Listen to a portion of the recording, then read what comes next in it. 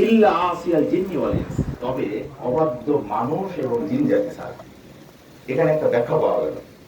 তাহলে আল্লাহ রাসূল সাল্লাল্লাহু আলাইহি সাল্লাম যে তিনি আসমান এবং জমিনে যারা আছে সবাই যে জানতেন যে তিনি আল্লাহ রাসূল, এটা সবাই জানতেন। কারা কারা জানতেন না? অবাধ্য মানুষ এবং জিন। যার কারণে তো আমরা দেখতে পাচ্ছি যে কিছু অবাধ্য মানুষ এখনো পর্যন্ত রাসূলুল্লাহ সাল্লাল্লাহু আলাইহি ওয়াসাল্লামকে নিয়ে বাজে কথা বলে। এমনও দেখতে পাচ্ছি আমরা যে কিছু মানুষ এমন আছে যে যারা ইসলাম নিয়ে কটাক্ষ করে, বলে না? এই দুটো ঘটনা দিয়ে যেটা আমি আপনাদেরকে বলতে চাইলাম তা হলো যে আমাদের রাসূল সাল্লাল্লাহু আলাইহি ওয়াসাল্লামকে যেহেতু আসমান জমিনে সবাই চেনেন, কিন্তু আমরা কি আসলে তার আদর্শ চিনতে পেরেছি? তার আদর্শকে লালন করতে পারছি? যদি আদর্শ লালন করতে পারতাম, আদর্শ যদি ভিতরে ধারণ করতে পারতাম, তাহলে আমাদের চেহারা এরকম হতো না, আমাদের কার্যকলাপ এরকম হতো না। আজকে অধিকাংশ অমুসলিমরা মুসলিম হচ্ছে ইসলাম জেনে, মুসলমানকে দেখে না। কথা ঠিক না বেটি করে? মুসলমানকে দেখে তার ইসলাম পালনেরই স্বাদ মিটে গেছে, কিন্তু ইসলামকে জেনে তার ইসলামের প্রতি ভক্তি তৈরি হচ্ছে, মুসলমানদেরকে দেখে নয়। তো এখানে আপনাদেরকে বলার উদ্দেশ্যে দৃঢ় ঘটনা বলে যে আসলে আমাদের রাসূল সাল্লাল্লাহু আলাইহি ওয়াসাল্লাম যে এসেছিলেন, তিনি যে মানব জাতির জন্য রহমত স্বরূপ এসেছিলেন, এই জিনিসটা আজকে আমরা সমাজের মানুষের কাছে বুঝাইতে পারিনি। যার কারণে আজকে কি আশ্চর্য বিষয় যে রাসূলুল্লাহ সাল্লাল্লাহু আলাইহি ওয়াসাল্লামের আদর্শ যে আমাদের সংবিধানের ব্যবস্থা হতে পারে, আমাদের রাসূল সাল্লাল্লাহু আলাইহি ওয়াসাল্লামের আদর্শই হবে আমাদের প্রত্যেকটা মুসলমানের জীবন, কিন্তু পলিটিক্যাল নেতারা এখন পর্যন্ত এইটুকু কথা বলার সাহস পেল না যে আগের পটের যারা নেতা ছিল তাদেরও যে বলার সাহস ছিল না, এই পট পরিবর্তন হয়ে 5ই আগস্টের পরে এই নেতাদেরও মুখে কথা বলার সাহস নাই যে আমরা রাসূল সাল্লাল্লাহু আলাইহি ওয়াসাল্লামের আদর্শের বাইরে কোন নেতার আদর্শ মানতে রাজি নই, এই কথা বলার সাহস নেই। এই কথা ঠিক না? তাহলে এইরকম ভীরু আর মানে কি বলবো যে এত ভয় লালন করে যারা, তারা কি আসলে নেতা হওয়ার জন্য যোগ্য? এদের বিষয়ে কি মুসলমানের রক্ত কি আর আছে? কি হয়ে যাচ্ছে এসব? অথচ তারা মুখের দাবিতে মুসলমান, আদমশুমারির গণনায় তারা মুসলমান, কিন্তু আমাদের মূল দাবি হচ্ছে ইসলামের মূল আদর্শ তারা বুঝতে পারেনি। তাহলে আমাদের কি কোনো কাজ আছে না? নাই। সেই কাজ কি? যে আমরা অন্তত এই আদর্শ লালন করব এবং এই আদর্শ সমাজে প্রতিষ্ঠিত করার জন্য সাধ্যমতো কি করব? চেষ্টা করবো ইনশাআল্লাহ। এবার একটা ঘটনা, এই দুটো ঘটনা বললাম হাদিসের আলোকে। এবার আপনাদেরকে একটা ঘটনা বলি। সেই ঘটনাটা হচ্ছে যে একজন সায়েন্টিস্ট, ওনার নাম জ্যাক ডি কস্টা। তো উনি ওই গবেষণা করছিলেন যে সমুদ্রে দুই ধরনের পানি আছে না, একটা লোনা পানি, একটা কি মিঠা পানি, একটা খাওয়া যায়, একটা লবণাক্ত খাওয়া যায় না। তো তিনি গবেষণা করছিলেন যে এই দুটো পানি কেন এরকম হলো। তো তিনি একটা রাসায়নিক কারণ ব্যাখ্যা করলেন। হঠাৎ একদিন তার মুসলিম এক বিজ্ঞানীর সাথে সাক্ষাৎ হলো। তো মুসলিম বিজ্ঞানী তাকে বলছেন, আচ্ছা তুমি কি কখনো সূরা রহমান পড়েছো, কোরআন পড়েছো? তো তখন সে অমুসলিম বিজ্ঞানী বলছেন, জ্যাক ডি কস্টা, উনি বলছেন আমি কেন কোরআন পড়বো, আমি তো অমুসলিম। তো তখন ওই মুসলিম বিজ্ঞানী তাকে বলছে, তুমি যদি কোরআন পড়তে তাহলে তুমি এই যে ব্যাখ্যাটা তুমি দিছো, এই ব্যাখ্যাটা অনেক আগেই জেনে যেতে। তো তখন উনি বলছে কিভাবে? তখন উনি বলছেন যে সূরা রহমান আয়াত নাম্বার 19 থেকে 21, কয়টা আয়াত? 19, 20, 21, কয়টা হলো?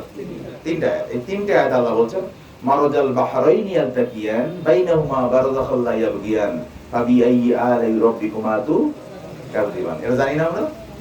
এখানে আল্লাহ তাআলা বলছেন যে আমি সমুদ্রের দুই ধরনের পানিকে কি করেছি?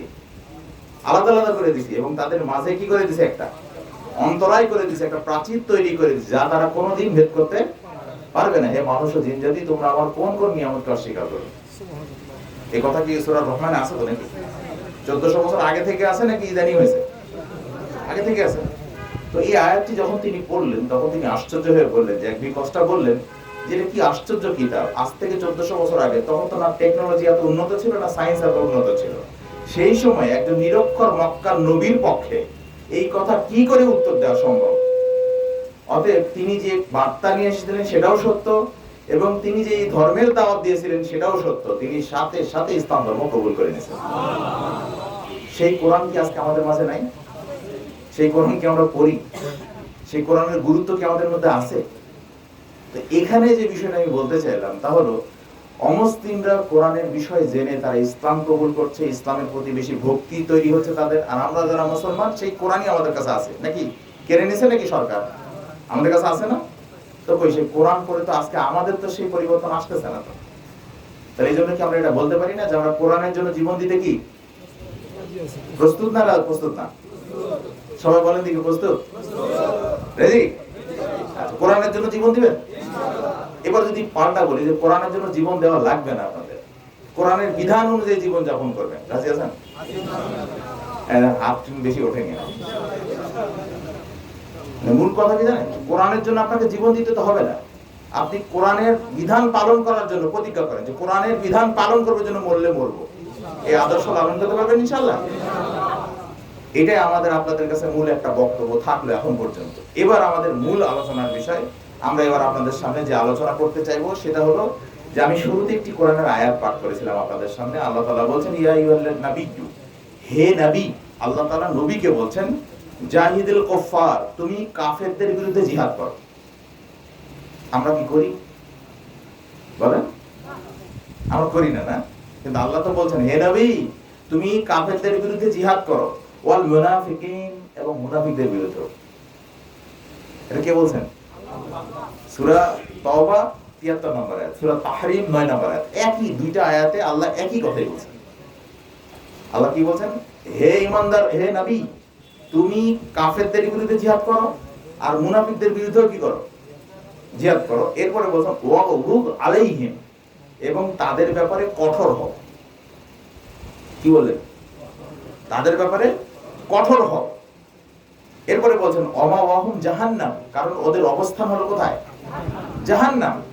অবিয়াসাল মসির, আর যা অতি নিকৃষ্ট জায়গা। কথা কি বোঝা গেল? তাহলে এখানে কয় শ্রেণীর কথা বলা হলো? একটা কি কাফের, একটা মুনাফিক।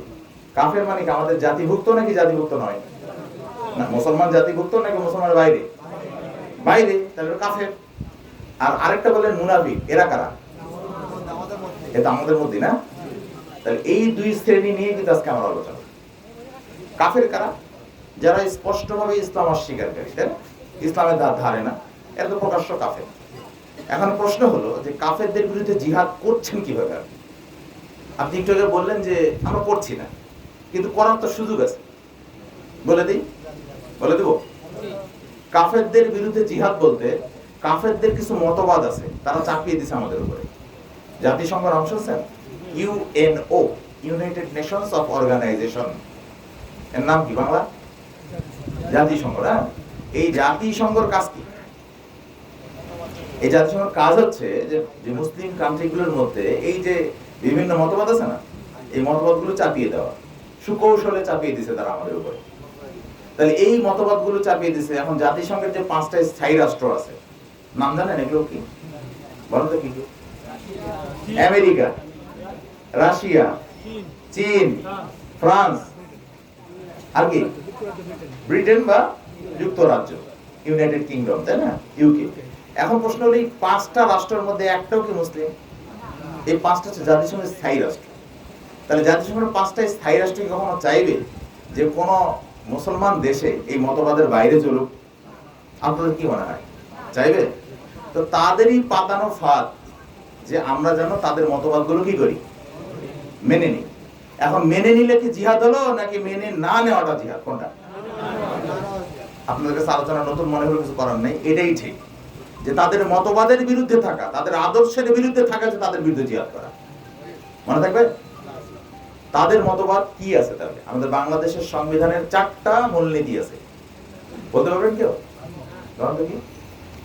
সমাজতন্ত্র, গণতন্ত্র, ধর্মনিরপেক্ষতা, জাতীয়তাবাদ, এই 4টা, তাই না? ডেমোক্রেসি, গণতন্ত্র, সেকুলারিজম, ধর্মনিরপেক্ষতাবাদ, সোশ্যালিজম, সমাজতন্ত্র, ন্যাশনালিজম, জাতীয়তাবাদ। এই 4টা আমাদের সংবিধানের মূলনীতি। ইসলামের মূলনীতি কি ভাই? কে বলতে পারে? না না, মানে একটাই বলেন, মানে এক কথায় উত্তর দেন, সেটা ঠিক আছে, এটা আমাদের মূলনীতি, তাই না? ইসলামের মূলনীতি হচ্ছে কি? পবিত্র কোরআন ও সহিহ হাদিস। এটা ইসলামের মূলনীতি। ইসলামের মূলনীতি বুঝবেন কি করে? পবিত্র কোরআন ও সহিহ হাদিস থেকে তো ওই 5টা মূলনীতি আমাদের। কিন্তু মূল মূলনীতি কি? পবিত্র কোরআন ও সহিহ হাদিস। তাহলে এখন প্রশ্ন হলো এই, না শুধু কোরআন বলা যাবে না, কিন্তু পবিত্র কোরআন বলতে হবে, কারণ শিয়াদের কোরআন কত পারা?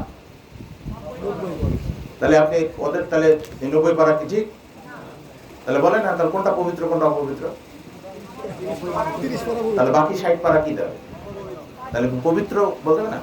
এজন্য আমাদের প্রত্যেকটা শব্দ অনেক চিন্তা করে গবেষণা করে লেখা। হাদিস মানে কি সবই হাদিস? কোন হাদিস? বোঝা গেছে বিষয়টা? এজন্য বলতে হবে কি পবিত্র কোরআন ও সহিহ হাদিস কি আমাদের মূলনীতি। সেই মূলনীতি বাদ দিয়ে চারটা মূলনীতি আমাদের সংবিধানের মূলনীতি হলো কেন?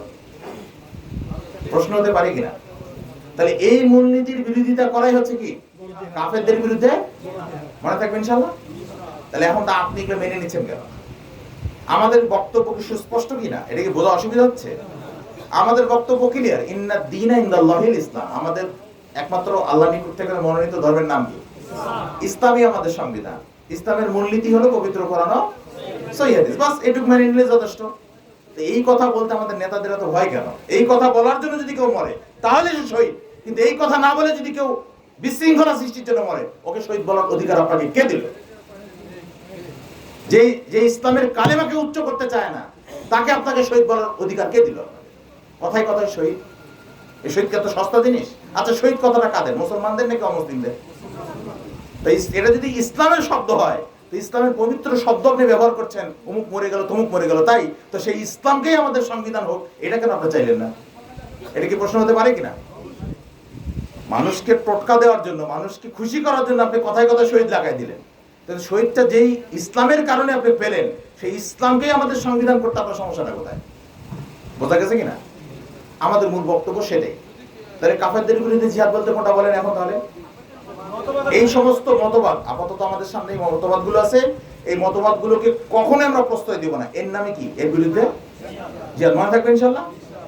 তাহলে এখন আমরা এই বিষয়টা ক্লিয়ার হলাম। 2 নম্বর বিষয় হচ্ছে, তাহলে মুনাফিক যে আবার বলছেন ওয়াল মুনাফিকিন, এবার মুনাফিকদের বিরুদ্ধে জিহাদ কোনটা? যারা পবিত্র কোরআন ও সহিহ হাদিস মেনে নিচ্ছে না, যারা পবিত্র কোরআন ও সহিহ হাদিস মেনে নিচ্ছে না। আচ্ছা, পবিত্র কোরআন ও সহিহ হাদিস কোথা থেকে আসছে? কে বলতে পারে? আল্লাহর পক্ষ থেকে আসছে না? এই বিষয়ে দেখেন সূরা নিসা 61 নম্বর আয়াত আল্লাহ তাআলা বলেন, ওয়াইযা কিলা লাহুম তাআলাউ ইলা মা আনজালাল্লাহ। যখন তাদেরকে বলা হয় যে আল্লাহ যা নাজিল করেছে তোমরা তা মেনে নাও, আল্লাহ যা নাজিল করেছে তোমরা তা মেনে নাও, তা অনুসরণ করো, যখন বলা হয় তখন কি করে দেখেন, ওয়াইলা রাসূল, এবং রাসূল যা দিয়েছেন তা মেনে নাও। আল্লাহ যা নাজিল করেছে তা মেনে নাও, আর রাসূল যা দিয়েছেন, তোমাদেরকে যে বিধান দিয়েছেন তা মেনে নাও। তার মানে কি? পবিত্র কোরআন। তাই হচ্ছে না বিষয়টা? তখন কি করা হয় যে রায়াতাল মুনাফিকিন, তখন তুমি মুনাফিকদেরকে দেখবে। আল্লাহ বলছেন, যখন তুমি এই কথা বলবে যে আল্লাহ যা নাজিল করেছে তা মেনে নাও, রাসূল যা বিধান দিয়েছে তা মেনে নাও, রায়াতাল মুনাফিকিন, তখন তুমি মুনাফিকদেরকে দেখবে ইয়াসুদ্দুনা আনকা সুদুদা, তখন মুনাফিকদের দেখবে যে ওরা পৃষ্ঠ প্রদর্শন করে দূরে চলে যাবে। মানে কি? চলে যাবে, দূরে সরে যাবে, ওরা মানবে না। এই শ্রেণীর লোক আছে না নাই? তার মানে যারা পবিত্র কোরআন ও সহিহ হাদিসের নিঃশর্ত অনুসারী নন, যারা পৃষ্ঠ প্রদর্শন করে চলে যাচ্ছেন, তাদেরকে কিন্তু পবিত্র কোরআনের এই আয়াত অনুযায়ী তাদেরকে মুনাফিক বলা হচ্ছে। বোঝা গেছে কি? এই শ্রেণীর লোকজন কি সমাজে আছে আমাদের? এদের বিরুদ্ধে কি করতে হবে আমাদের? মেরে দিবে না তাদেরকে? এদের সাথে জিহাদ হবে মুখের জিহাদ, দলিলের জিহাদ। দলিল উপস্থাপন করো, ভাই আপনার এটা ভুল, এই যে এটা ঠিক, এই মুখের মাধ্যমে জিহাদ, তাই না?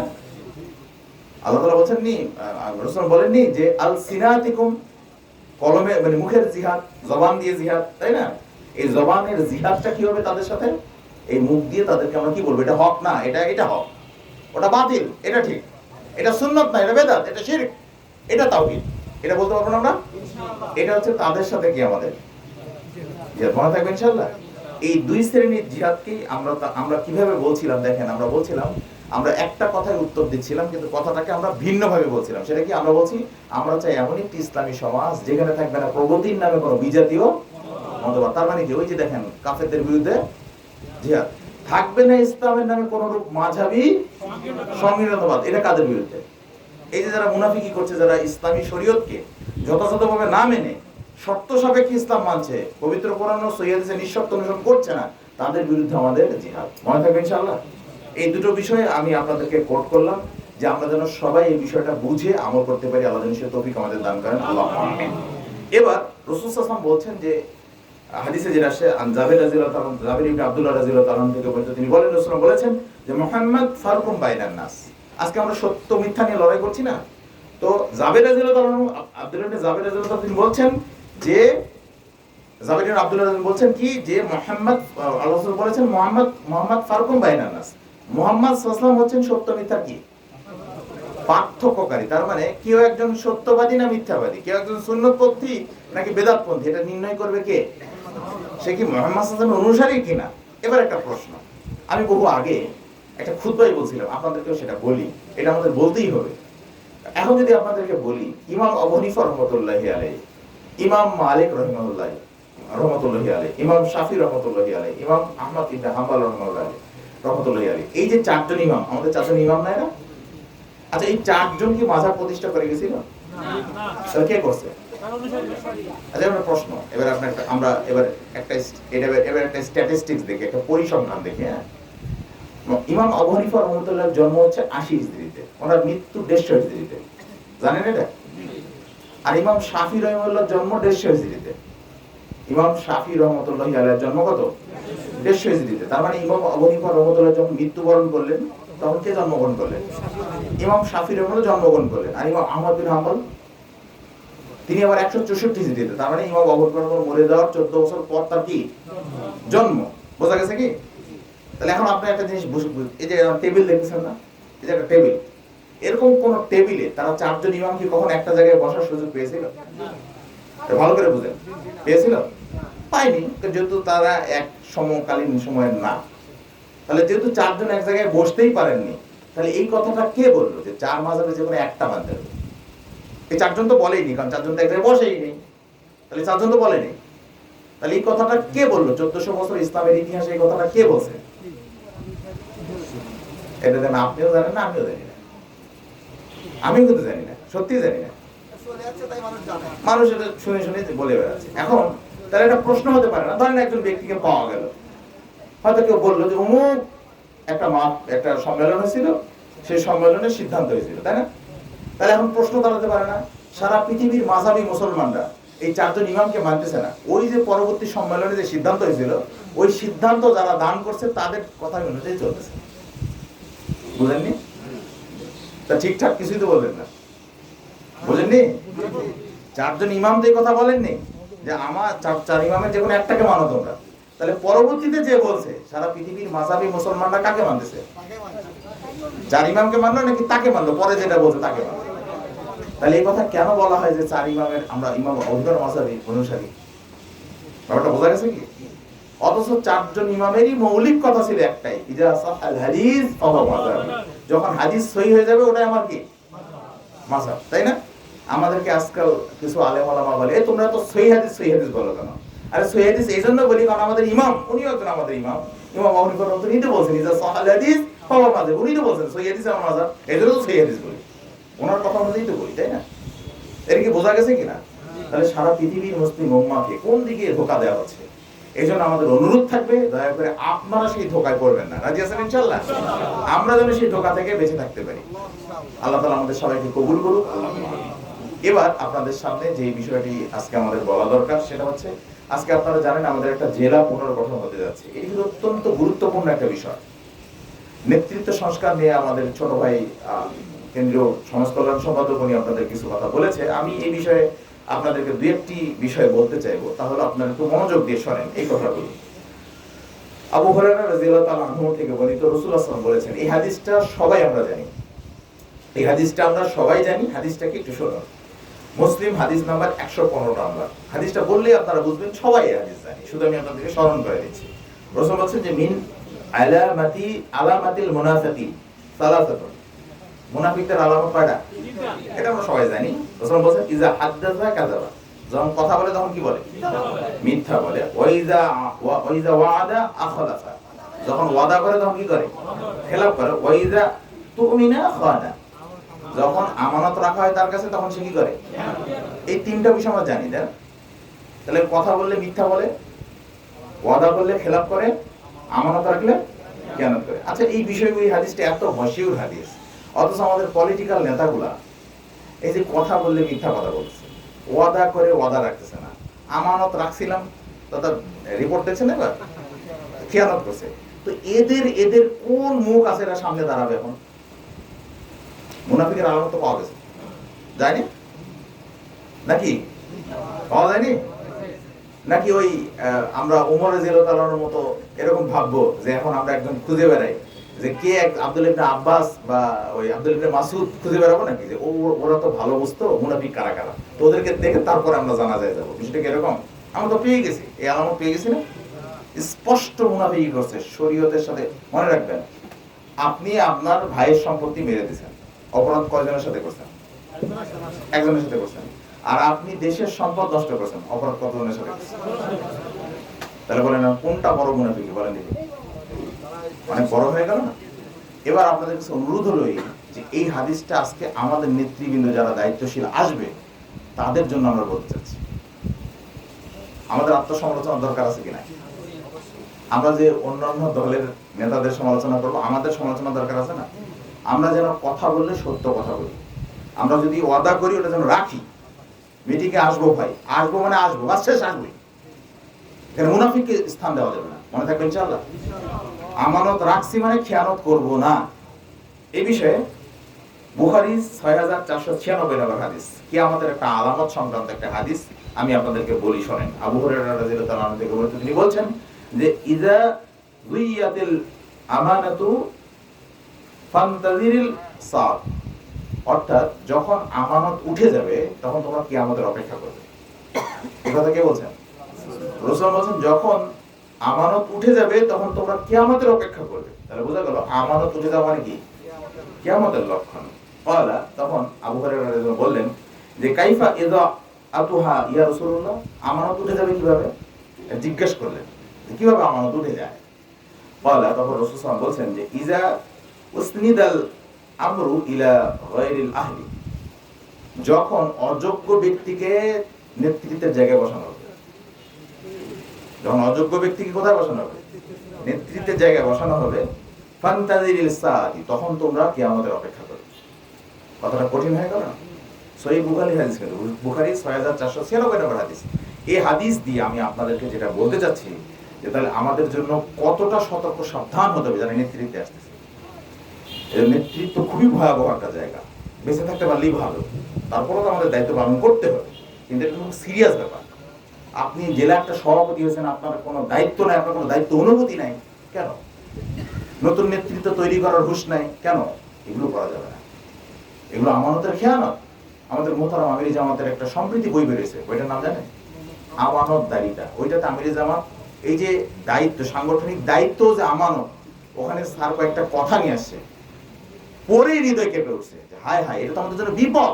আমরা যে নেতৃত্ব দিচ্ছি, আমরা যে কত বিপদে আছি, আমাদের জবাব দিতে হবে বেশি আল্লাহর কাছে। তাই আমরা আল্লাহর কাছে আমাদের অপারগতা এবং দুর্বলতা স্বীকার করে আল্লাহর কাছে ক্ষমা চাচ্ছি, আল্লাহ যেন আমাদের ক্ষমা করে দেন। আল্লাহ এই পর্যায়ে আমি আপনাদেরকে শুধু এইটুকু বলবো যে দয়া করে নেতৃত্বের বিষয়টা যেন আমরা হেলায় ফেলায় না দিয়ে দিই। নেতৃত্ব অযোগ্য ব্যক্তির হাতে যদি চলে আসে তাহলে এটা কিন্তু কিয়ামতের একটা লক্ষণ। কাজে এই বিষয়গুলো আমরা যেন ভুলে না যাই, আমরা যেন সবাই এই বিষয়গুলো যেন স্মরণ রাখতে পারি। এই পর্যায়ে আমি আর বেশি আলোচনা না বাড়িয়ে আমি আপনাদেরকে যে বিষয়টার দিকে আহ্বান করব তা হলো যে এবার আমাদের সাংগঠনিক গুরুত্বটা আপনাদেরকে একটু তুলে ধরার চেষ্টা করি। আমরা কেন সংঘবদ্ধভাবে কাজ করি তার কিছু গুরুত্ব আমি তুলে ধরবো, তবে সেটা তুলে ধরবো আপনাদেরকে আমাদের দায়িত্বগুলো বুঝিয়ে দেওয়ার মাধ্যমে। কি বুঝিয়ে দেওয়ার মাধ্যমে? দায়িত্ব। আমাদের এখানে 11টা পদ আছে। আপনাদের বিরক্ত লাগবে না ইনশাআল্লাহ, আমি এমনভাবে বলবো যেন বিরক্ত না লাগে ইনশাআল্লাহ। হ্যাঁ, আপনারা মনোযোগ দিয়ে শুনবেন, এটা আপনাদের জন্য জানা দরকার। তো প্রথম আমরা বলি দপ্তর সম্পাদকের কাজ কি। একজন দপ্তর সম্পাদক কি কাজ করবেন? আমরা সবসময় মনে করি সভাপতি মানে রাজা আর দপ্তর মানে প্রজা, তাই না? কিন্তু ইসলামী নীতিতে এরকম কোনো ভেদাভেদ কিন্তু নাই। ইন্না আকরামাকুম ইনদাল্লাহি আতকাকুম, তোমাদের মধ্যে সবচেয়ে সম্মানিত ব্যক্তি সেই যে সবচেয়ে বেশি আল্লাহকে ভয় করে। আমি যদি বলি যে ধরেন আমরা এত বড় কেন্দ্রীয় লিডার হয়ে আমরা দাওয়াতি কাজ করলাম, কিন্তু কাল কিয়ামতের মাঠে দেখা গেল যে আমাদের বক্তব্য শুনতে একটা সমর্থক ছিল, ও আমাদের কর্মীও না, কিছুই না, সমর্থক ছিল, সমর্থক। কাল কিয়ামতের মাঠে ওই জান্নাতে চলে গেল আর আমি নেতা হয়ে আমি জাহান্নামে চলে যাচ্ছি। তাহলে এটা কত বড় খারাপ পরিণাম হতে পারে? আমার হতে পারে না যে একটা সমর্থক শ্রোতা, আমাদের শ্রোতা জান্নাতে চলে গেল আর আমাদের কোনো হুঁশ নেই। তাহলে হলো এটা কি সফলতা আমাদের? কাজে এই বড় পদ এটা কোনো বড় বিষয় না, এগুলো কিন্তু আমাদের কোনো কালচারের জায়গা না। সভাপতি এগুলো কালচারের জায়গা না, জাস্ট এটা একটা চেইন অফ কমান্ডের ফাংশন মাত্র। মনে থাকবে আপনাদের? এই দপ্তর মানেই ওহো দপ্তর, বিষয়টা এইভাবে কেন না নিই, এটা নিলেই কিন্তু এটা একটা অহংকার, এই অহংকার চূর্ণ করতে হবে আমাদের, মনে থাকবে ইনশাআল্লাহ।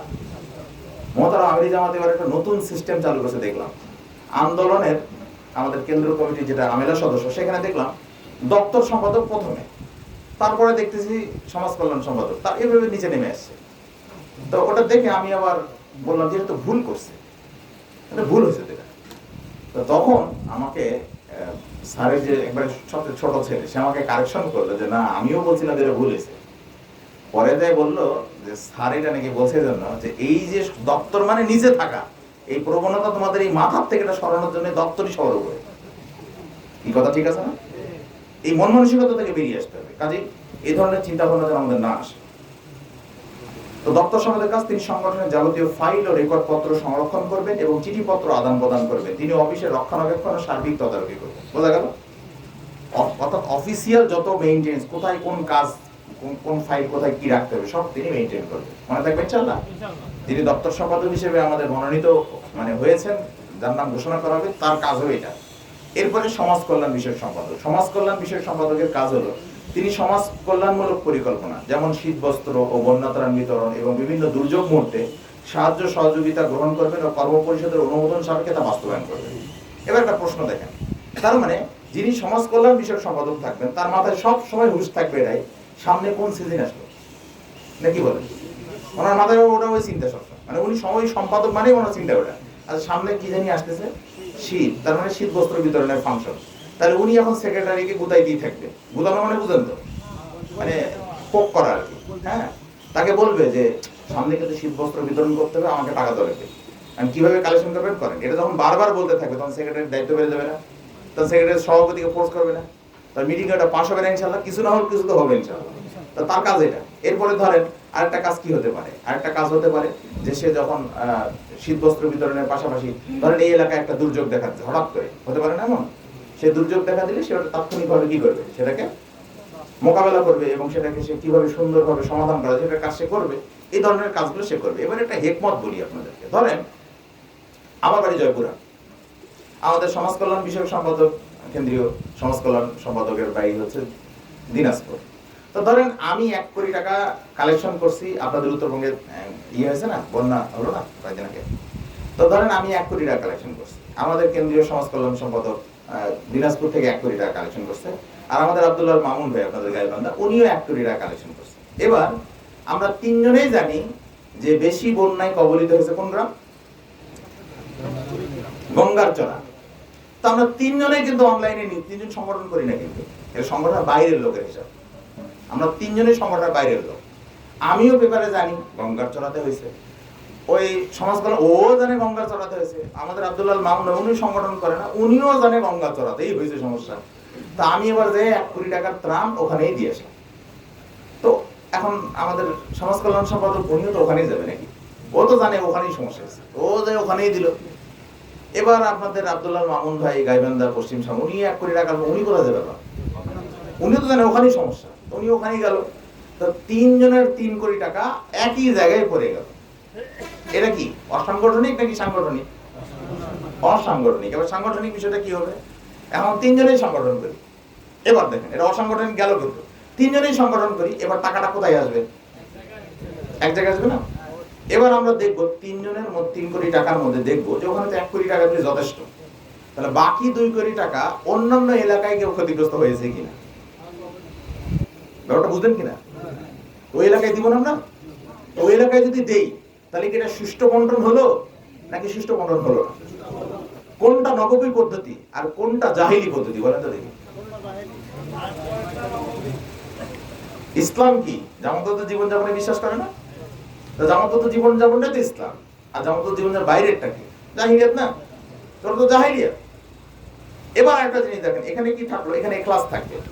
আমরা যে 3 জন 3 কোটি টাকা কালেকশন করছি, আমাদের 3 জনের নামই কিন্তু হবে না। নাম হবে কি? আহলে হাদিস আন্দোলন বাংলাদেশ থেকে এই ত্রাণটা দেয়া হলো, 3 জনের নামই নেই। এই ক্লাস ঠিক থাকবে তো? আমার এই ক্লাস ঠিক থাকলো না? আমার নাম তো হলো না, কিন্তু বক্তা সাহেব যে একাই জাতি পরিবর্তন করে দেবে। এবার উনি কি করবে? অমুক শায়েখের পক্ষ থেকে যে ত্রাণ, বুঝলেন? আমাদের ব্যানারগুলোতে যখন ত্রাণ হয় তখন কি কোনো ব্যক্তির নাম থাকে?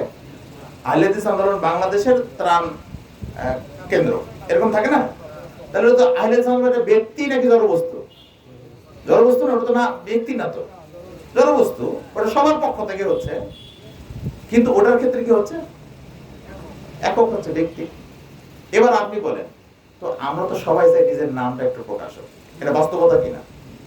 তো এই একজন নাম লিখতেছে, তার নাম লিখে লিখতেছে যে অমুক আব্দুল্লাহ, তার বলতেছে ভাই নামটা তো ভুল হলো, তো নাম তো ওটাই আপনার, তাহলে না হাজিটা লিখতে হতো না, মানে হাজিটা লিখতে হতো না, হাজি হাজি। তাহলে তার কি বোঝা গেল? তার এখলাস ঠিক আছে? তার হজ করার মূল উদ্দেশ্য কি ছিল? হাজি লেখা? তো আমরা যে কালেকশন করলাম, আমাদের মূল উদ্দেশ্য তো আমাদের নিজের পরিচিতি বা নিজের যশ খ্যাতি পাওয়া না।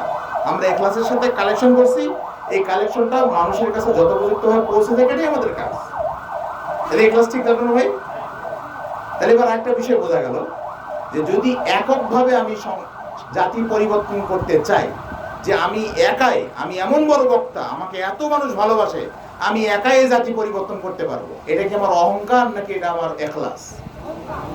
এটা অহংকার। আর আমি সংগঠিত হতে চাচ্ছি, তার মানে কি আমি একা যথেষ্ট নই, আমি একাই জাতি পরিবর্তন করতে পারবো না ভাই, এজন্য আমার কি লাগবে? আমার অন্য অন্য ভাইদের সহযোগিতা লাগবে। এটা কি আমার অহংকার নাকি এটা আমার উদারতা? এটা আমার এখলাস না? এটা আমার এখলাস কিনা যে আমি একা পারবো না? তার মানে আমার কোনো অহংকার নেই, আমি তো একা পারবো না, আমার দুর্বলতা, আমার দুর্বলতা আমি স্বীকার করলাম। তাহলে এটা কি আমার অহংকার নাকি এটা আমার মানে এখলাস? কোনটা? এটা কি এখলাস হচ্ছে না? যে না আমি তো, আমার তো পারবো না, এটা তো আমার অহংকারও নয়। কিন্তু যারা বলছে যে না হলে দরকার নেই, কোনো সংগঠন নেওয়ার দরকার নেই, এই কথাটা বলাটাই তাদের সবচেয়ে বড় অহংকার। বোঝা গেছে কি? কারণ এই কথা কেন বলছেন আপনি? আপনি একা পারবেন চেঞ্জ করতে? একাই মনে করেন যথেষ্ট, এটাই তো আপনার অহংকার সবচেয়ে। বিষয়টা বোঝা গেল কিনা ভাই?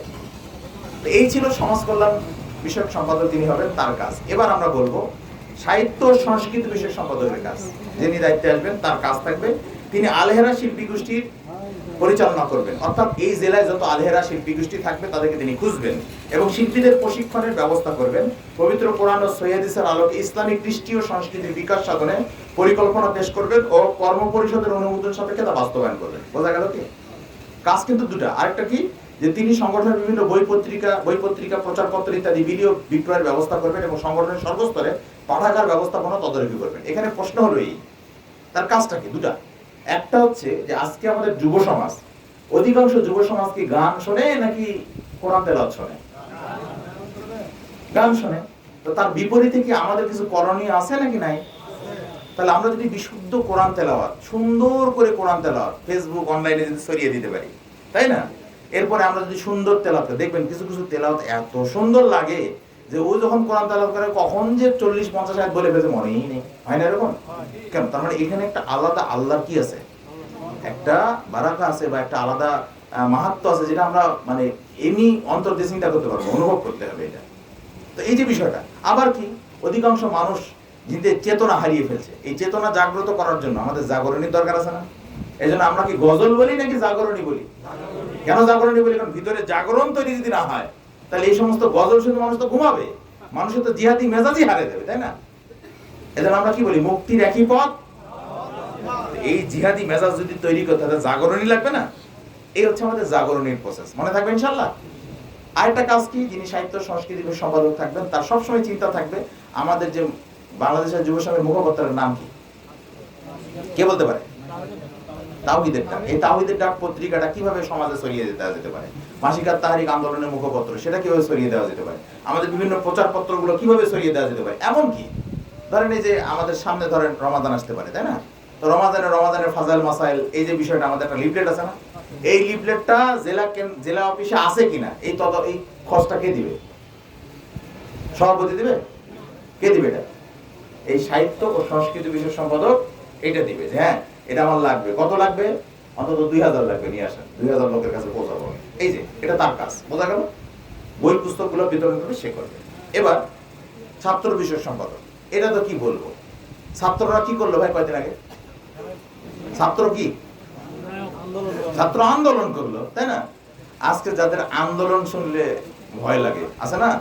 আমাদের মোহতারাম আমির জামাত এই আন্দোলন কেন নাম রাখছে, সৌদি আরব থেকেও তাকে বারবার জিজ্ঞাসা করছে। হারাকাত মানে নড়াচড়া করা, মুভমেন্ট, এটা কেন রাখলেন? এটা জিয়াদি জিয়াদি শোনায়, জঙ্গি জঙ্গি লাগে। তো আজকে একটা বিষয় প্রমাণ হয়ে গেল যে আসলে আন্দোলন ব্যতীত কোনো বিপ্লব সাধিত হয় না, ঠিক তাই না? আন্দোলনই লাগবে। ওটা যেমন এক আন্দোলন, ওই আন্দোলন বিজয়ী হয়ে একটা রাষ্ট্রের একটা প্রেক্ষাপট চেঞ্জ হয়েছে, কিন্তু আমাদের এই আন্দোলন যেদিন বিজয়ী হবে সেই দিন আমাদের যে মূল বক্তব্য, সকল বিধান বাতিল করো, ওই বিধান কায়েম হবে ইনশাআল্লাহ। রাজি আছেন ইনশাআল্লাহ এটা করতে? তাহলে এখন বলেন একটা বিষয়, ওই আন্দোলনের মূল চালিকা শক্তি ছিল কারা? যুবক ছাত্ররা। যুবক ছাত্ররা। আমাদের আহলে হাদিস আন্দোলন বাংলাদেশের চালিকা শক্তি কারা? ভালো করে বলেন। যুব সংঘ। যুব সংঘ কি তরুণ যুবক ছাত্ররা আছেন এখানে? তাহলে ওই আন্দোলনের চালিকা শক্তি ছিল যেমন যুবক তরুণ, আমাদের এই আন্দোলনের চালিকা শক্তি কারা? যুব সংঘ। মনে থাকবেন ইনশাআল্লাহ। সেই যুব সংঘর এই ছাত্র সম্পাদক তিনি কি কাজ করবেন? তিনি সংগঠনের শিক্ষা প্রতিষ্ঠান ভিত্তিক শাখা সমূহ তদারকি করবেন, ছাত্রদের মধ্যে সাংগঠনিক তৎপরতা বৃদ্ধির জন্য প্রয়োজনীয় পদক্ষেপ গ্রহণ করবেন ইনশাআল্লাহ। এবার প্রশিক্ষণ সম্পাদক। প্রশিক্ষণের দরকার আছে না নাই? আমি তো আপনাদেরকে প্রশিক্ষণ দিয়েছিলাম মনে হয়। এই প্রশিক্ষণের কি দরকার আছে? আপনাদের কি মনে হয়েছে প্রশিক্ষণের কি দরকার আছে না? তো প্রশিক্ষণ সম্পাদকের কাছে সর্বস্তরের দায়িত্বশীল লেখক, ইমাম ও খতিবদেরকে যোগ্য করে গড়ে তোলার মাধ্যমে গড়ে তোলার লক্ষ্যে সুনির্দিষ্ট প্রশিক্ষণ পরিকল্পনা, লেখক সম্মেলন, দায়ী প্রশিক্ষণ এবং ব্যবস্থা করবেন ও কর্মপরিষদ অনুমোদন সাপেক্ষে তা বাস্তবায়ন করবেন। এটা হচ্ছে প্রশিক্ষণ সম্পাদকের কাজ। এবার একটা আপনাদেরকে সংক্ষিপ্ত একটা কথা বলি প্রশিক্ষণ নিয়ে। আমি এর আগে মনে বলছি আপনাদেরকে, সেটা হচ্ছে যে একটা মিলিটারি একজন প্রশাসনিক ব্যক্তি, সে ধরেন একটা গুলি চালাবে, এটা কি প্রশিক্ষণ লাগবে নাকি এমনি এমনি চালাবে? প্রশিক্ষণ লাগবে না? তো প্রশিক্ষিত হয়ে গুলিটা চালাবে, তাই না? একটা গুলিতে কয়টা মানুষ মরবে? তাহলে একটা মানুষ মরবে। কিন্তু যদি একজন ইসলামিক দায়ী, ইসলামের পক্ষে কথা বলে একজন দায়ী যদি একটা ভুল বাক্য বলে ফেলে, তাহলে একটা জাতি ধ্বংস হয়ে যেতে পারে না? পারে না? পারে না? কয়েকদিন আগে যে 5ই আগস্টে যা ঘটলো, তার আগের অবস্থা দেখেন, কয়েকটা বাক্য কিন্তু মানুষ মেনে নিতে পারেনি। তাহলে একটা বাক্য ভুল বলে একটা জাতি টিকে না। ও দল যতই ক্ষমতাসীন হোক, ওকে একবারে মানে বাঘের মতো একটা সিরিয়াস কামড়ে খাওয়ার মতো, তাই না? পালাইতে দিস নেই। কেন হচ্ছে এটা? বাক্য মিস্টেক হয়ে গেছে। Point to be noted. এটা কিন্তু আগে হয়েছে কিন্তু। কারণ জনতা যখন ক্ষিপ্ত থাকে তখন তাকে মানে কাউন্সিলিং করতে হয়, তখন যদি তাকে উস্কে দেওয়া হয় তখন এটা কন্ট্রোল করা যায় না। ঠিক তেমনি ইসলামেরও কিছু দেখবেন বক্তা আছে, এমন মাঠ গরম করে, জঙ্গি, বুঝলেন? এমন গরম বক্তব্য দেয়, ওদের কারণে আমাদের মতো সাধারণ মানুষরা আমাদেরকে হেনস্থার শিকার হতে হয় না? এদের প্রশিক্ষণ আছে? এজন্য প্রশিক্ষণের প্রয়োজন কাদের বেশি, মিলিটারি বাহিনীদের নাকি ইসলামিক দায়ীদের? কারণ দায়ীদের ভুলের কারণে জাতি ধ্বংস হয়ে যাবে, ওদের ভুলের কারণে একটা লোক মরবে। এই তো দুটারই প্রশিক্ষণের গুরুত্ব অপরিসীম, তবে ইসলামিক দায়ীদের প্রশিক্ষণ অবশ্যই নিতে হবে। এবার প্রচার সম্পাদক, তিনি প্রচার বিভাগের দায়িত্ব পালন করবেন, তাবলিগি পরিকল্পনা গ্রহণ করবেন ও কর্মপরিষদের অনুমোদন সাপেক্ষে তা বাস্তবায়ন করবেন। সবচেয়ে বড় কাজ কার? প্রচার সম্পাদকের কাজ হচ্ছে না? তাহলে প্রচার সম্পাদকের সবচেয়ে বেশি। কেন? আমি কিন্তু প্রচার সম্পাদক। আপনাদেরকে যদি বলি আমাদের লক্ষ্য উদ্দেশ্যের প্রথমে কি আছে বলেন তো? নির্ভেজাল তাওহীদের প্রচার মানে কি? তাবলীগ, মুক্তির একই পথ, দাওয়াত। তো থেমে যান আগে, ওটা কার? এই বিভাগের কাজ, তাই না? এবার এখন বলেন আমাদের কয় দফা কর্মসূচি? 4 দফা কর্মের প্রথমটা কোনটা? ওটা কি? ওটা তার মানে যত শুরুর কাজ সবটাই দপ্তরের কাজ। এই দপ্তর ফেইল মানে এই গোটা প্রচারের ক্ষেত্রে এই জেলা ফেইল। বোঝা গেছে? ব্যাপক কাজ। আল্লাহ তাআলা আমাদের করার তৌফিক দান করুন। আল্লাহুম্মা আমিন। অর্থ সম্পাদক, তিনি সাংগঠনিক হিসাব সংরক্ষণ করবেন ও মাসিক বৈঠকে আয় ব্যয় রিপোর্ট পেশ করবেন। অর্থাৎ আয় ব্যয় রিলেটেড যত আছে এবং নতুন নতুন পরিকল্পনা দিবেন কিভাবে জেলার আয় বাড়বে। আচ্ছা আপনারা কি বলেন, গাইবান্ধা পশ্চিমে কি 50 জন সুধী নাই? সুধী মানে বলেন না, আমাদের ভালোবাসে, আমাদের সমর্থন করে, নাই? আন্দোলনে তো 11 জন আছে না জেলার দায়িত্বশীল, আরো আছেন এরকম, ঠিক আছে? পাওয়া যাবে না 50 জন? তো 50 জনের কাছে আমরা দাবি রাখি, শুরুতেই প্রথম 3 মাসের মধ্যে দাবি রাখি যে আপনারা 2000 টাকা করে দিবেন আমাদেরকে, আমরা ব্যাপক কাজ হাতে নিচ্ছি, আপনারা 2000 টাকা করে দেন, আমরা ব্যাপক কাজ করতে চাই এই জেলায়। তাহলে 50 জন যদি 2000 করে দেয় খুব কঠিন হবে? তো 2000 দিলে কত টাকা হলো? 1 লাখ টাকা হয়ে গেল না? এবার বার্ষিক একটা কোটা থাকে না আমাদের, কেন্দ্র থেকে একটা জেলার বার্ষিক কোটা থাকে না, বার্ষিক কোটা দিয়ে দিলেন, আর বাকি টাকা দিয়ে আপনি জেলায় ব্যাপক কাজের উদ্যোগ নিলেন। সহজ হয়ে গেল না কাজটা? কিন্তু এটার জন্য উদ্যোগ গ্রহণ করবে কে? অর্থ সম্পাদক, এই ধরনের পরিকল্পনা দিবেন যাতে করে অর্থ বিভাগটা যেন সক্রিয় থাকে, যেন কাজ ব্যাপকভাবে করা যায়। আল্লাহ তাআলা করার তৌফিক দান করুক, আল্লাহুম্মা আমিন। এবার সাংগঠনিক সম্পাদক, সাংগঠনিক অগ্রগতি ও শৃঙ্খলা রক্ষার ব্যাপারে বাস্তব পরিকল্পনা পেশ করবেন। তার মানে যদি সাংগঠনিক সম্পাদক যদি ফেইল হয়, তাহলে কিন্তু সরাসরি সভাপতির উপরে প্রেসার যাবে। এ আমাদের গঠনতন্ত্র অনুযায়ী ওনার কাজ হচ্ছে সাংগঠনিক সম্পাদকের, যে তিনি সংগঠনের অগ্রগতি হবে কি কি কাজ করবেন, জনশক্তি স্তর বৃদ্ধি হবে কিভাবে, জনগণকে কিভাবে দক্ষ করে গড়ে তুলতে হবে, সাংগঠনিক শাখাগুলো কিভাবে বাড়বে, এই পরিকল্পনা উনি দিবেন।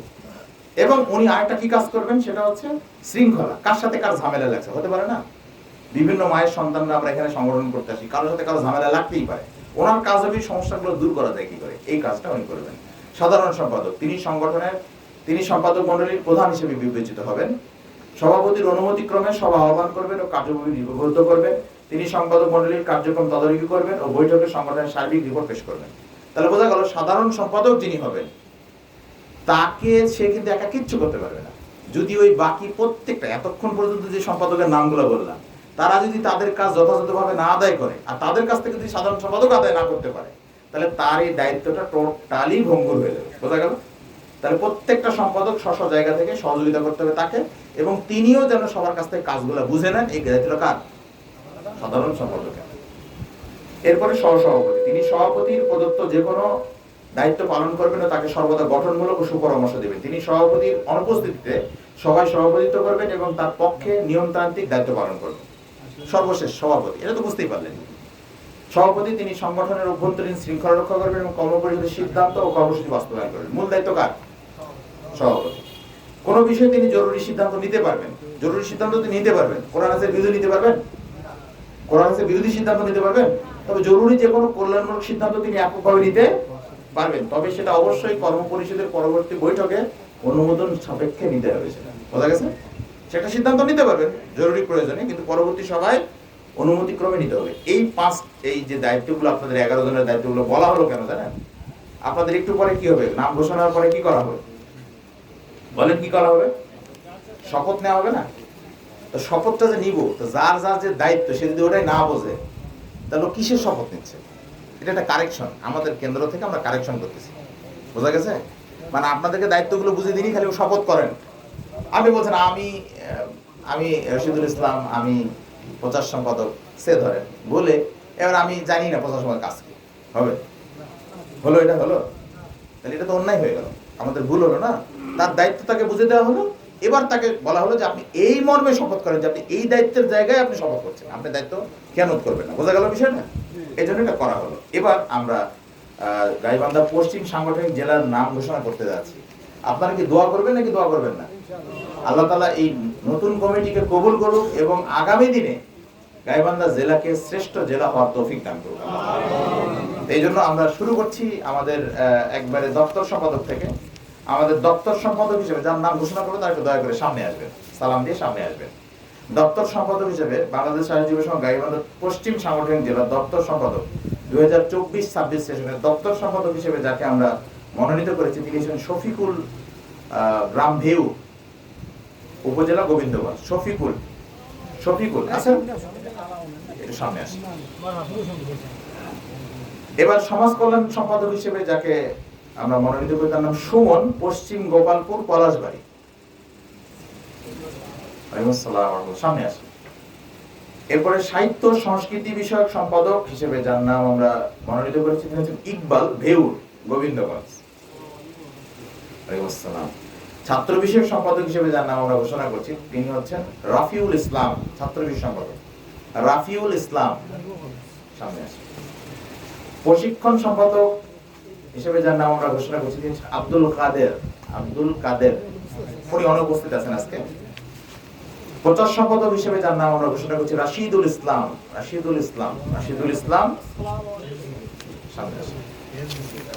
অর্থ সম্পাদক হিসেবে যার নাম আমরা ঘোষণা করছি, মনোনীত করা হয়েছে যাকে, তিনি হচ্ছেন জাহিদ, অর্থ সম্পাদক জাহিদ। ওয়ালাইকুম আসসালাম। সাংগঠনিক সম্পাদক হিসেবে যার নাম আমরা ঘোষণা করছি হচ্ছে আব্দুর রাকিব।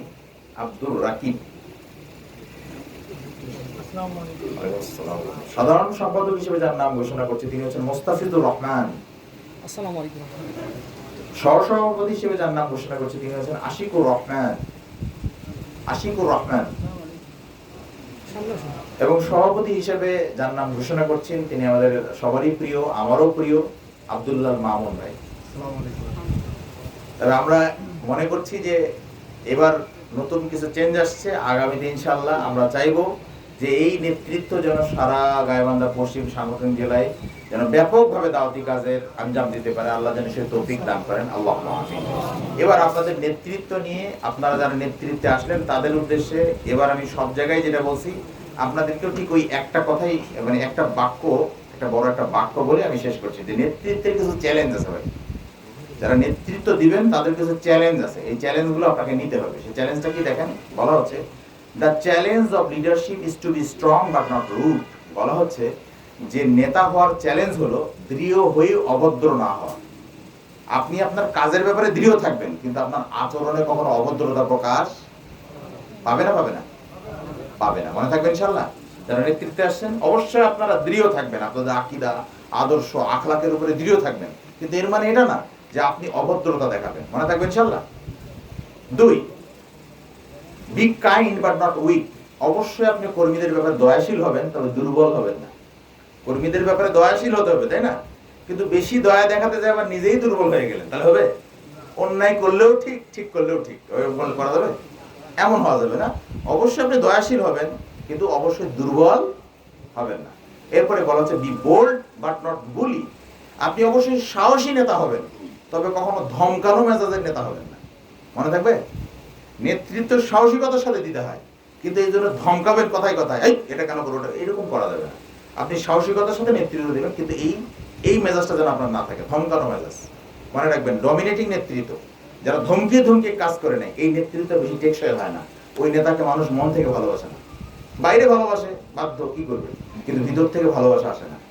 বাস্তবতা কিনা, এটা মনে রাখবেন। এরপরে be thoughtful but not lazy. অবশ্যই যিনি নেতা হবেন তার চ্যালেঞ্জ হলো তাকে চিন্তাশীল হতে হবে। হুটহাট করে কোনো সিদ্ধান্ত দিবেন না তিনি অবশ্যই চিন্তাশীল হয়ে কথা বলবেন, কিন্তু এমন চিন্তা করবেন না যে এমন লেজি হলেন, চিন্তাই করে সারাদিন। হবে এরকম হবে? অবশ্যই তিনি চিন্তাশীল হবেন, কিন্তু তিনি লেজি হবেন না, মানে চিন্তা করতে করতে দিন কেটে যায়, এমন যেন না হয়। এরপরে বলা হচ্ছে যে be humble but not timid. তিনি অবশ্যই বিনীত হবেন, তবে তিনি ভীরু কাপুরুষ হবেন না। মনে থাকবে? অবশ্যই তিনি বিনীত হবেন, কাজকর্ম তার বিনীত ভাবে হবে, সুন্দর, তার দেখলেই সবাই ভালো লাগবে তাকে, কিন্তু এর মানে সে এমন ভীরু, হক কথা বলতে পারে না, তাহলে হবে না, এটা হওয়া যাবে না। এরপরে বলা হচ্ছে be proud but not arrogant. অবশ্যই সে কর্মীদের যে কোনো কাজে গর্ববোধ করবে, তবে সে কখনো অহংকার বোধ করবে না। মনে থাকবে ইনশাআল্লাহ। সে অবশ্যই যে কোনো কর্মীদের কাজে গর্ববোধ করবে, খুব ভালো হয়েছে, মাশাআল্লাহ, তাই না, ভেরি গুড, কংগ্রাচুলেশন, এরকম ইত্যাদি বলবে, কিন্তু সে কি হবে না, অহংকার বোধ করবে না। দেখছিস আমি সভাপতি বলি তো তোকে দায়িত্ব নিয়ে আসলাম, আর তুই এই কাজটা করতে পারলি, তাছাড়া তো পারতিই না, এটা কি বোঝা গেল বিষয়টা? এই যে মানে কর্মীদের কাজে আমি উৎসাহিত করব, এই বিষয়টা এরকম আর কি। হ্যাঁ, এরপরে শেষ যেটা, সেটা হচ্ছে হ্যাভ হিউমর বাট উইদাউট ফলি। অবশ্যই নেতাকে হাসি খুশি হতে হবে, তবে হাসির পাত্র হওয়া যাবে না। মনে থাকবে ইনশাআল্লাহ। এই কয়েকটি চ্যালেঞ্জ আমি আপনাদের সামনে বললাম এই সেশনে। এখন পর্যন্ত প্রায় 7টি জেলা গঠনে আমি ছিলাম, প্রত্যেকটা এই 7টি জেলাতেই আমি এই সেম কথাটাগুলো বলছি তাদেরকে নেতৃত্বের চ্যালেঞ্জ হিসেবে। আপনারা কি চ্যালেঞ্জগুলো নিতে পারবেন ইনশাআল্লাহ? আল্লাহ তাআলা আমাদেরকে নেওয়ার তৌফিক দান করুক। আল্লাহ, আপনাদের অনেক সময় নিয়ে নিলাম। এবার আপনাদের সামনে আমাদের দায়িত্বশীলদের শপথ বলেই আজকে আমরা আমাদের আলোচনা শেষ করবো ইনশাআল্লাহ। আল্লাহ তাআলা বলছেন আমরা যারা দায়িত্বশীল আছি একটু সামনে আসলে ভালো হয়, একটু সবাই সামনে আসি। আল্লাহ তাআলা বলছেন আমরা সবাই শয়তানের কাছ থেকে পানা চাইবো নাকি চাইবো না? আসুন সবাই চেয়ে নিই, সবাই চাইতে পারি, অসুবিধা নাই নাকি? সবার কাছে শয়তান থাকতে পারে না? আসুন আমরা সবাই চেয়ে নিই। আউযু বিল্লাহি মিনাশ শাইতানির রাজীম, বিসমিল্লাহির রহমানির রহিম, ওয়াউফু বিল আহদি ইন্নাল আহদা কানা মাসউলা। তোমরা অঙ্গীকার পূর্ণ করো, নিশ্চয়ই অঙ্গীকার সম্পর্কে কিয়ামতের দিন তোমরা জিজ্ঞাসিত হবে। সূরা বনী ইসরাঈল 17 নম্বর অধ্যায় 34 নম্বর আয়াত। তাহলে এই আয়াতে আল্লাহ তাআলা বলছেন তোমরা অঙ্গীকার পূর্ণ করো, নিশ্চয়ই তোমাদের এই অঙ্গীকার সম্পর্কে কোন দিন জিজ্ঞাসা করা হবে? মানে বিপদের দিন আর কি। দেখেন কত বড় বিপদ, তাহলে দায়িত্ব নিই ওই দিন জিজ্ঞাসাবাদ করবে। কাজেই আমরা দায়িত্ব যেন যথাযথ পালন করতে পারি, আল্লাহ যেন সেই তৌফিক আমাদের দান করেন। রাসূল বলছেন হাদিসে, আলা কুল্লুকুম রাঈন ওয়া কুল্লুকুম মাসউলুন আন রাইয়াতিহি। যে আমরা প্রত্যেকেই দায়িত্বশীল, তোমরা প্রত্যেকেই দায়িত্বশীল এবং প্রত্যেকেই দায়িত্ব সম্পর্কে জিজ্ঞাসিত হবে। সহিহুল বুখারী ৭,১৩৮ নম্বর আয়াত। এবার আমরা ইস্তেগফার পাঠ করি নাকি? ইস্তেগফার পাঠ করলে কি কোনো সুবিধা আছে আমাদের? আচ্ছা, এটার ফজিলত জেনে নিই। রাসূল বলছেন, আত-তাইবু মিনাজ যামবি কামা লা যামবা লাহু। তওবাকারী ব্যক্তি এমন ব্যক্তির মতো যে কোনো পাপই করে না। সুবহানাল্লাহ বলবেন না? মানে আপনি যদি এখন তওবা করেন যে আমি যাবতীয় সব পাপ ছেড়ে দিলাম, যা আর পাপ করবো না কোনোদিন, এই নিয়ত যদি করেন, তাহলে হাদিসের ভাষায় আপনি কোনো পাপই করেননি। তাহলে এই নিয়ত, তাহলে এই যে তওবা মানে পাপ কাজ থেকে বিরত থাকার তওবার পাওয়ার এত বেশি যে আপনাকে একবার নিষ্পাপ বানিয়ে দেবে। তাহলে কত বড় পাওয়ারফুল। তো কাজে আসুন আমরা তওবা করি, আসুন আমরা সবাই ইস্তেগফার পাঠ করি। আস্তাগফিরুল্লাহ আস্তাগফিরুল্লাহাল্লাযী লা ইলাহা ইল্লা হুয়াল হাইয়ুল কাইয়্যুম ওয়া আতুবু ইলাইহি। আমি আল্লাহর নিকটে ক্ষমা প্রার্থনা করছি, যিনি ব্যতীত কোনো উপাস্য নেই, যিনি চিরঞ্জীব ও বিশ্ব চরাচরের ধারক, আর আমি তার দিকেই ফিরে যাচ্ছি বা তওবা করছি। এখানে একটা বিষয়, আমাদের আলাওনের দায়িত্বশীল আছে, আলাওনের দায়িত্বশীলটা কি আছে? আচ্ছা, আমরা সবাই শপথ করি। আমি এবার দায়িত্বশীলটা প্রত্যেকের নাম এবং দায়িত্ব বলেন। আল্লাহ রাব্বুল আলামিনকে সাক্ষী রেখে এই মর্মে শপথ করছি যে আমি বাংলাদেশ আহলে যুব সংঘ এর গঠনতন্ত্র পুরোপুরি মেনে চলব এবং তার ভিত্তিতে সংগঠনের মূল উদ্দেশ্য হাসিল ও কর্মসূচির বাস্তবায়নকেই আমার জীবনের প্রধান কর্তব্য বলে মনে করব। আমি আমার উপরে ন্যস্ত সংগঠনের দায়িত্ব ও আমানত বিশ্বস্ততার সাথে রক্ষা করব। আমি পরামর্শের গোপনীয়তা এবং সংগঠনের সার্বিক স্বার্থ ও মর্যাদা পূর্ণভাবে সংরক্ষণ ও সর্বোত্তম শৃঙ্খলা বিধানের যথাসাধ্য চেষ্টা করব। আমাকে অব্যাহতি দেওয়া হলে বা আমার উপরে অন্যকে অগ্রাধিকার দেওয়া হলে আমি তা হাসি মুখে মেনে নেব এবং আমি কোন অবস্থাতেই নেতৃত্ব নিয়ে ঝগড়া করব না। হে আল্লাহ, তুমি আমাকে উক্ত শপথ ও অঙ্গীকার পালনের তৌফিক দাও, আমিন। এই ছিল আমাদের শপথ, এই ছিল আমাদের কার্যক্রম। এখন আপনারা কি আমাদের এই নতুন কমিটি দেখে খুশি হয়েছেন? তাহলে আমরা সবাই দোয়া করি আল্লাহ তাআলা এই কমিটির মাধ্যমে যেন গাইবান্ধা পশ্চিম সাংগঠনিক একটা ব্যাপক কাজ যেন আল্লাহ তাআলা করিয়ে নেয়। আল্লাহুম্মা আমিন। এই গাইবান্ধা পশ্চিম জেলায় কোনো নাস্তিকের যেন উদ্ভব না ঘটে। এই দাওয়াতি কর্মটা প্রত্যেকটা ঘরে ঘরে, প্রত্যেকটা মসজিদে মসজিদে যেন আমরা দাওয়াতি কার্যক্রম চালাতে পারি। আল্লাহ যেন তৌফিক দান করেন। আল্লাহুম্মা আমিন। পাশাপাশি আপনারা যারা মুরব্বী আছেন তাদের প্রতি অনুরোধ করব যে দয়া করে আমাদের প্রত্যেকটা কাজে আপনারাও সাধ্যমতো সহযোগিতা করবেন, পরামর্শ দিবেন এবং আমাদের সাথে থাকবেন আপনারাও, এই অনুরোধ আপনাদের প্রতি রাখছি। এবং যারা লাস্ট কমিটিতে যারা ছিলেন, যারা এখন কমিটিতে আপাতত অব্যাহতি পেলেন, তাদের জন্য আমরা বলবো যে আপনারা অবশ্যই, আপনারাও কিন্তু দায়িত্বশীল, আপনারা অবশ্যই আপনাদের স্ব জায়গায় দায়িত্বশীল, আপনারাও যথাযথভাবে দায়িত্ব পালন করবেন এবং আপনাদের প্রতিও আমাদের আন্তরিকভাবে ধন্যবাদ এবং কৃতজ্ঞতা রইল। এবং আপনাদের প্রতি আমরা আশাবাদী যে আপনারা সাধ্যমতো এই জেলাকে এগিয়ে নিয়ে যাওয়ার জন্য আপনারাও সহযোগিতা করবেন ইনশাআল্লাহ। তবে হ্যাঁ, এখানে একটা বিষয় সবসময় মনে রাখতে হবে যে আমাদের নেতৃত্বের কিছু চেক অ্যান্ড ব্যালেন্সের কারণে অনেক সময় একটা কম বেশ করা হয়, যাতে করে নেতৃত্বটা ঠিক মতো আছে কিনা এটা মানে চেক করার জন্য। কাজে আপনারা সবাই দোয়া করুন আমাদের নতুন কমিটি যেন এই গাইবান্ধা পশ্চিম জেলায় যেন পর্যাপ্ত পরিমাণে কাজ করতে পারে, যেন প্রচুর পরিমাণে দাওয়াতি সফর করতে পারে। আল্লাহ যেন তৌফিক দান করেন। আল্লাহুম্মা আমিন। এবং আমরা সবাই যারা আপনারা এখানে এসেছেন, আমরা সবার প্রতি আন্তরিক কৃতজ্ঞতা জানাচ্ছি। আল্লাহ তাআলা যেন আমাদের সবার এই শ্রম এবং এই যে আমাদের যে এই মেহনত যেন আল্লাহ কবুল করে নেন। আল্লাহুম্মা আমিন। আমরা যারা অসুস্থ আছি আল্লাহ যেন আমাদের সুস্থতা দান করেন। আল্লাহুম্মা আমিন। আল্লাহ তাআলা আমাদের যেন পিতামাতার ভুল ত্রুটি ক্ষমা করে দেন। আল্লাহুম্মা আমিন। আল্লাহ তাআলা যেন আমাদের সবাইকে ঈমানের হালতে যেন মৃত্যু দান করেন। আল্লাহুম্মা আমিন। এখন যেমন আমরা এখানে আছি, আল্লাহ তাআলা আমাদের জান্নাতেও যেন এভাবে থাকার সুযোগ করে দেন। আল্লাহুম্মা আমিন। আল্লাহ তাআলা যেন আমাদের পরিবারের সবার হক আদায় করার তৌফিক দান করেন। আল্লাহুম্মা আমিন। আল্লাহ তাআলা যেন আমাদের সবাইকে সাধ্যমতো এই দাওয়াত ও জিহাদি ময়দানে এই আহলে হাদিস আন্দোলন বাংলাদেশ ও বাংলাদেশ যুব সংঘের সাথে থেকে যেন কাজ করার তৌফিক দান করেন। আল্লাহুম্মা আমিন। এই বলেই আজকে আমার যে দায়িত্ব ছিল এবং আজকে যে কমিটি গঠন এবং আজকে যে আমার আলোচনার বিষয় ছিল সেটা আমি শেষ করছি। আপনাদের সাথে পরবর্তীতে আবারও যদি কখনো দেখার সুযোগ হয় ইনশাআল্লাহ দেখা হবে। এই বলে আজকে আলোচনা আমি এখানে শেষ করছি। আসসালামু আলাইকুম ওয়া রাহমাতুল্লাহ।